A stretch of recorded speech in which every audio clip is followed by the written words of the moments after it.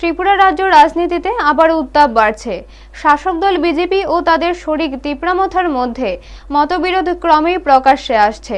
এবার তিপ্রামথার বিধায়ক রঞ্জিত দেববর্মার বিরুদ্ধে সরব হলো বিজেপি নেতৃত্ব।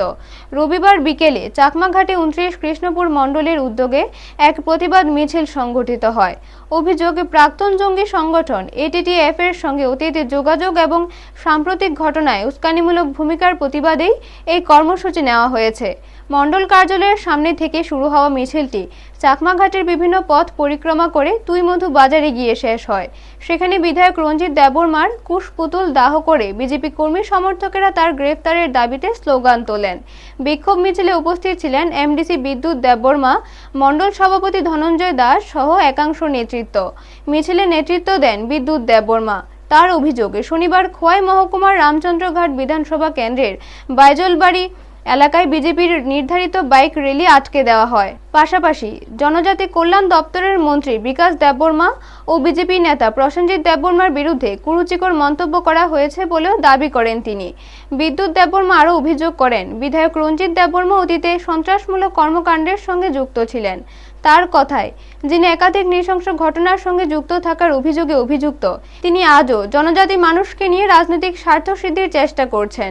নিহত পরিবারগুলি এখনো ন্যায় বিচারের অপেক্ষায়। ঘটনাকে কেন্দ্র করে রাজনৈতিক মহলে চাঞ্চল্য তৈরি হয়েছে। ব্যুরো রিপোর্ট, নিউজ তৎকাল 24। আমাদের বিধায়ক রঞ্জিত দেববর্মা রামচন্দ্রঘাটে আমাদের নেতৃত্ব প্রসেনজিৎ দেববর্মা এবং বিকাশ দেববর্মা রামচন্দ্রঘাটে যখন বাইক র্যালি করতে যায় তখন বাধা সৃষ্টি করে। আর এখানে প্রসেনজিৎ দেববর্মাকে গ্রেফতার করতে হবে বলেছেন উনি, এর প্রতিবাদে।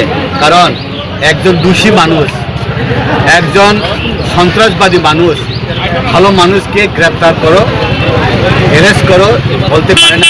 আমরা জানি যে ত্রিপুরা রাজ্যতে রঞ্জিত দেববর্মা এখন বর্তমান বিধায়ক, অতীতে এটিটিএফের সুপ্রিমো ছিল।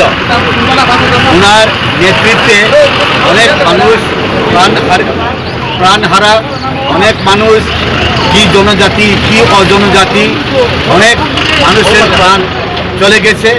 এর প্রতিবাদে একজন সন্ত্রাস নেতা, একজন সন্ত্রাস এটিটিএফের সুপ্রিমো, এখন বর্তমানে এমএলএ, ভালো মানুষের জন্যে যে কটূক্তি করে, যে বিভিন্ন মিথ্যা কথা, বিভিন্ন ব্যাপারে যে রোড অবরোধ, বিভিন্ন জায়গাতে যে মিটিং করে তখন ডিস্টারবেন্স করে, এর প্রতিবাদে তাকে গ্রেপ্তার করার জন্যে ভারতীয় জনতা পার্টি আজকে কৃষ্ণপুর মণ্ডলে আমরা বিক্ষোভ মিছিল করি। গ্রেপ্তার করতে হবে, গ্রেপ্তার না করলে আমরা আরও আন্দোলন করব। এখন সমস্ত ত্রিপুরাতে